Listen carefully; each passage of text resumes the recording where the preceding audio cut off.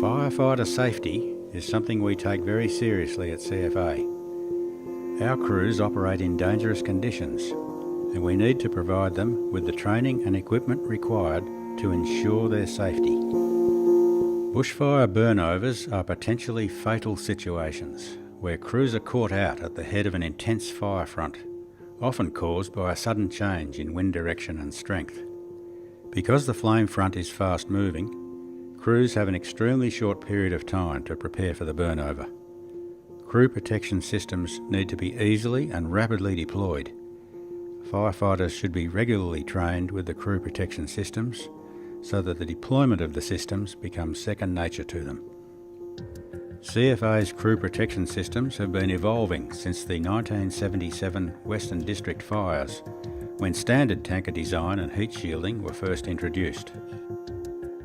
1983 was the year of the Ash Wednesday fires.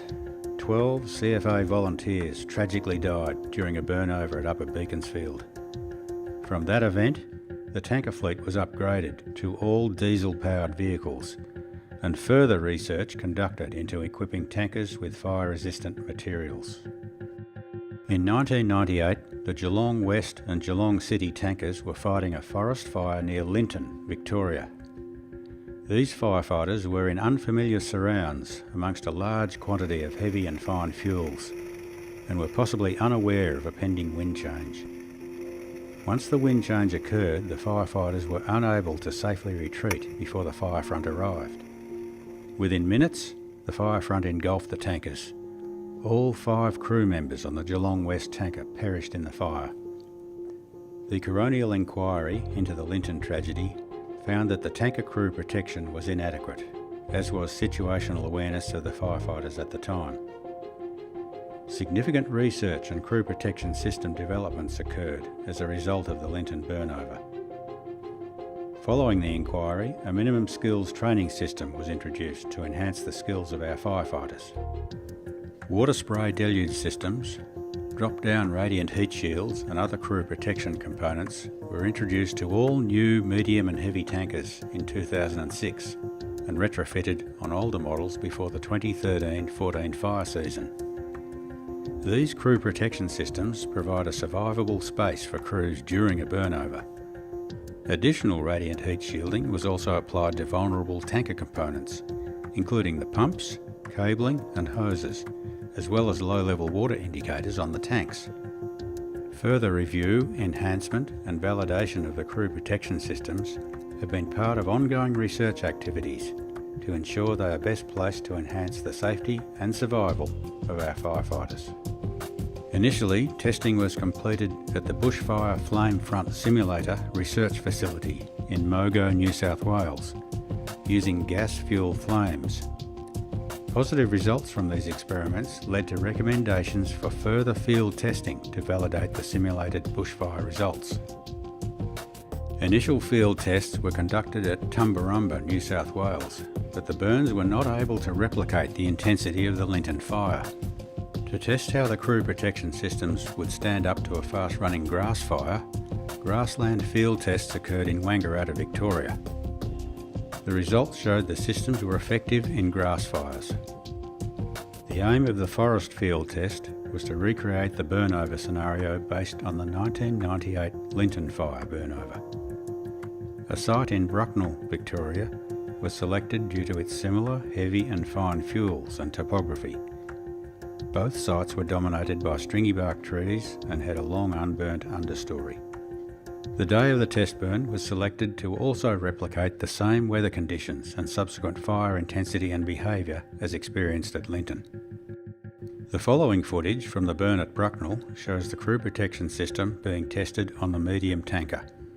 As the fire progresses, you can observe the temperature beside the tanker and the temperature inside the cabin.